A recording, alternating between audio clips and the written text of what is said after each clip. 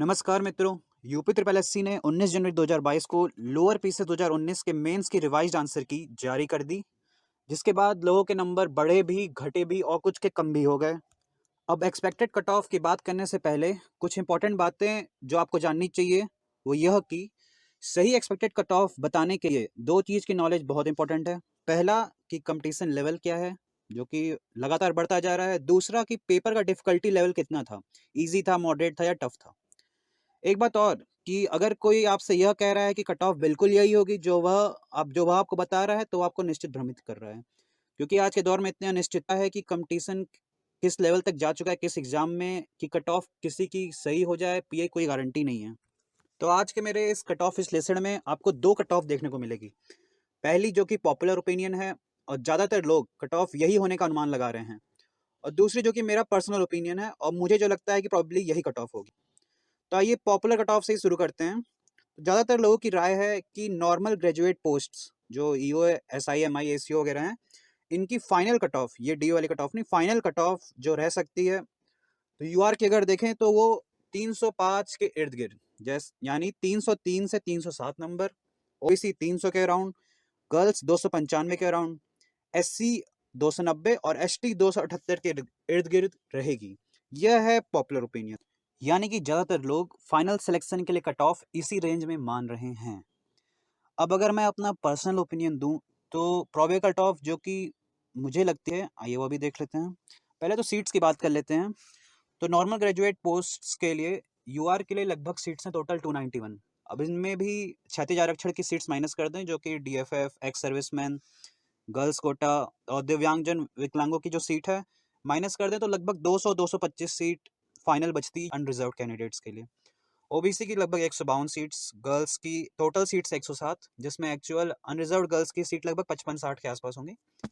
SC की 91 seats और ST की 12 सीट्स हैं।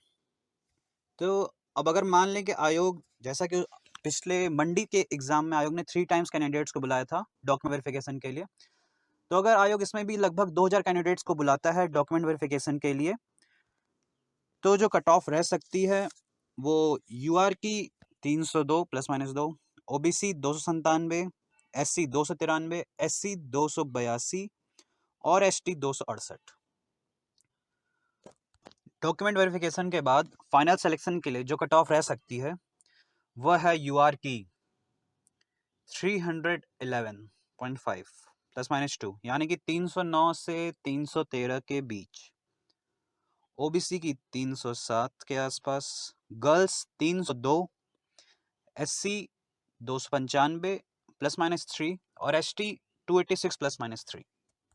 अब अगर स्पेशल क्वालिफिकेशन पोस्ट्स की भी बात की जाए कट ऑफ की, तो फाइनल सिलेक्शन के लिए अनरिजर्व कैंडिडेट्स की जो कट ऑफ की रेंज रह सकती है वो है 295 प्लस माइनस 5, यानी कि 290 से 300 के बीच।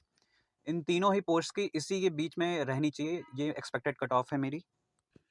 अब आपको अगर इस एक्सपेक्टेड कट ऑफ से निराशा हुई है तो बिल्कुल भी निराश ना हुई है, और आप इसको बस सुपर सेफ स्कोर ही मान लीजिए।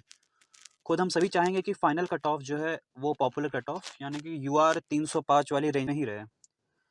अब अगर पोस्ट वाइज कट ऑफ की बात करें तो ईओ की तो कट ऑफ हाईएस्ट होगी, ये तो तय है, लेकिन इसके बाद किसकी होगी यह कहना मुश्किल है, क्योंकि कई लोग इस बार एसीओ को एमआई के ऊपर भी प्रेफर कर रहे हैं। फ्यूचर प्रिपरेशन या सुकून वाली जॉब देखते हुए, या फिर फ्यूचर चांसेस जो हैं रेवेन्यू डिपार्टमेंट में मर्जर के, ये भी देखते हुए हो सकता है इस बार एसीओ की कट ऑफ जो है एमआई से अधिक चली जाए। तो कुछ भी संभावना है, इसमें कुछ कहा नहीं जा सकता कंफर्म। रही बात पोस्ट प्रेफरेंस की, तो डॉक्यूमेंट वेरिफिकेशन के टाइम पर यह फिर से मांगी जाएगी, यह बात अभी के लिए कंफर्म है। और अब अगर रिजल्ट की बात करें तो लोअर मेंस के रिजल्ट का नंबर जो है यह जूनियर असिस्टेंट 2016 रिजल्ट फाइनल और आबकारी सिपाही के रिजल्ट के बाद ही अब इसका नंबर आना है।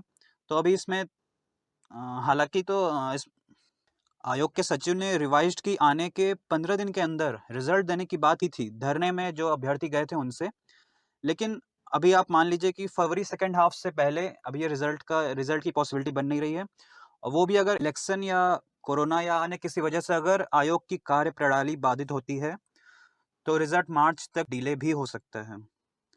तो मिलते हैं फिर अगली वीडियो में। धन्यवाद। जय हिंद।